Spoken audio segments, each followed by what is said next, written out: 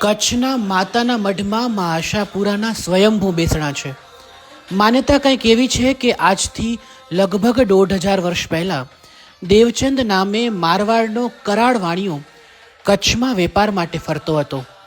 તે દરમિયાન જ્યાં હાલ આશાપુરાનું મંદિર છે ત્યાં આસો મહિનાની નવરાત્રિમાં માતાજીની સ્થાપના કરી અને ખૂબ ભક્તિપૂર્વક આરાધના કરી અને એની જ ભક્તિના આશીર્વાદથી અમારા કચ્છની કુળદેવીનું પ્રાગટ્ય અહીં થયું. મા આશાપુરા કચ્છના પ્રમુખ દેવી દેવતાઓમાંના એક છે. તેમના નામ છે એ મુજબ તેમના પર શ્રદ્ધા ધરાવનાર અને પૂજનારાઓની માતાજી ઈચ્છા પૂરી કરે છે. ખાસ વાત કરું તો નવરાત્રિમાં લાખો ભક્તો પગપાળા આવીને માના દર્શન કરે છે. કચ્છ, વાગડ, સૌરાષ્ટ્ર, ગુજરાત અને હવે તો દેશ વિદેશમાંથી લોકો નવરાત્રિમાં દર્શનાર્થે આવે છે.